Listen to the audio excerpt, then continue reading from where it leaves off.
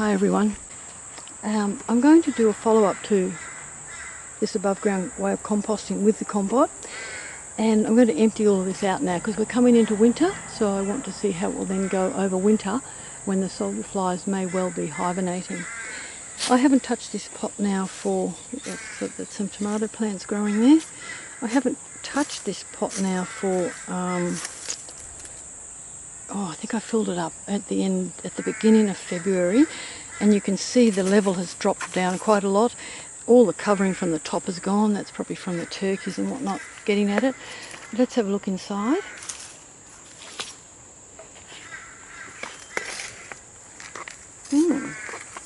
Beautiful. And we've had a lot of water over the last few weeks, a lot of rain. Up until that point it was incredibly dry, and I actually had to water these to moisten the contents again because everything had dried out from the air getting in there. But that looks like beautiful compost now. See that? Gorgeous. Now that had probably decomposed in less than 2 months. I just haven't had time to come out here and check it. Look at that, beautiful. Oops. So what I'm going to do is I'm going to remove this.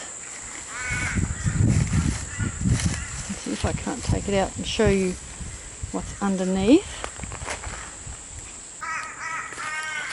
There's not much light here at the moment, but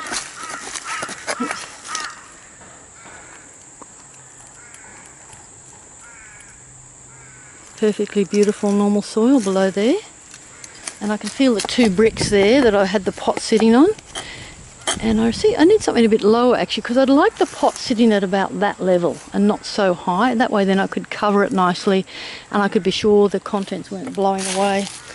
But let's take some of this out. That's all leaves. That was probably from the last time I put some topping on there. Just leaves.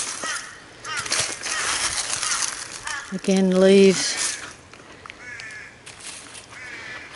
Now this is the beautiful soil that you get around it, and originally I filled this up with shredded paper, and there's some roots in there. I wonder where they're coming from. Something growing in there obviously, but nothing major, just some little plant roots. It's beautiful nutritious soil. So what I'm going to do is tip this out onto this blue.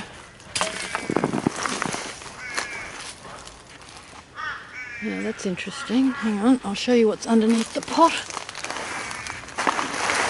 So something has tried to grow in there.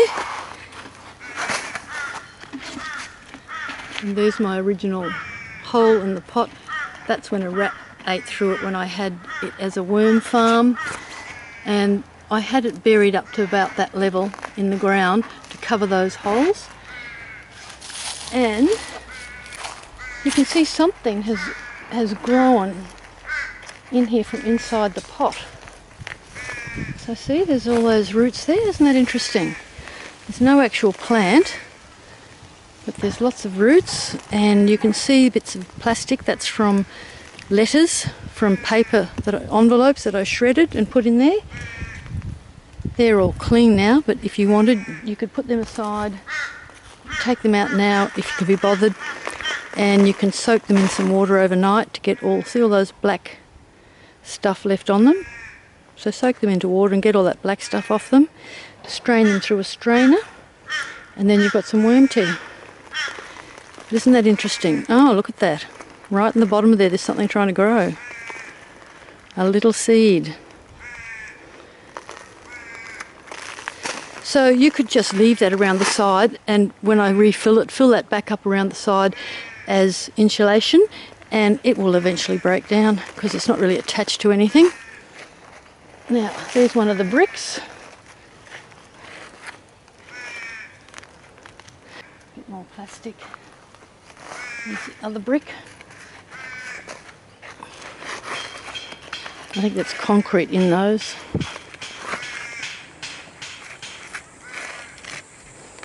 Concrete inside that. So this is the soil. that has decomposed around the pot, and if you're really pedantic you could sieve this and get those bits of plastic out as I just said, and take the roots out if you really want to. There's quite a few roots in there, look at that.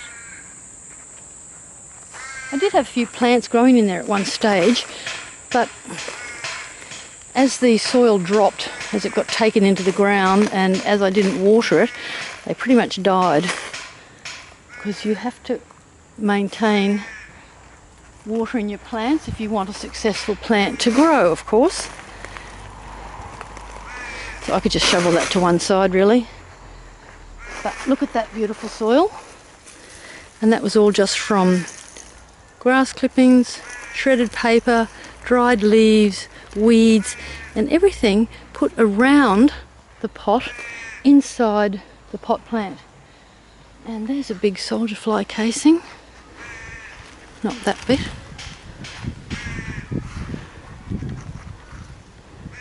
Now he looks like he's actually ready to pupate. He's probably well hibernating now in this cold weather, and he'll probably come alive when it gets warmer. But that is gorgeous, look at that. Magnificent. Oh, plastic. Yeah, lots of plastic. And, you know, if you don't want to take it out, it really doesn't matter. A little bit of a bone in there as well. Leave it in there for aeration. Oops. Now that's interesting. A bit of glass. So that's probably come up with the worms somehow. Very interesting. So there you go, beautiful soil. You could spread that on your garden, which I will do now, and I'll empty this bit first. So this is all the contents that were inside the pot, and I haven't touched this for about since the beginning of February. A little bit on the bottom there, so you can see it's a bit compacted in. Doesn't matter. That'll get worn away, taken away eventually. Now this is still a little bit moist down the bottom there. Little garden critter. Nothing wrong with that. So there's some nice moisture still. Oh, there's a nice little wormy in there. There's another worm.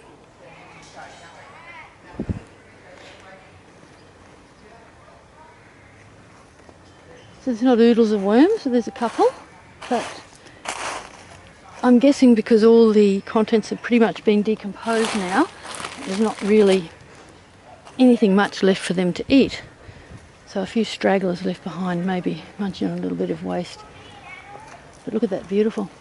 So I'll actually go and spread that on the garden and try and nourish some of the plants that I don't look after. And then I'll come back and empty the other big one, and we'll see how that has changed in comparison. But just quickly, if we look over here, here's the hole. This is where I had the pot sitting. You can see I had it dug into the ground a little bit, and there's some soldier flies down there, look at that. There's another little larva, and there's a bug in there. Otherwise that'd be a dry case. Rubbish. So a few roots growing up into the pot, but that doesn't matter. You can see it was very easy for me to remove. It wasn't an issue. And really, if you wanted to, you could fill that back up with that soil. But I'll keep that spot there for now to put the pot back, because I quite like that spot in the shade. It's just too hot here in Queensland to keep it out in the sun when you're trying to grow things on top of it. Thanks for watching.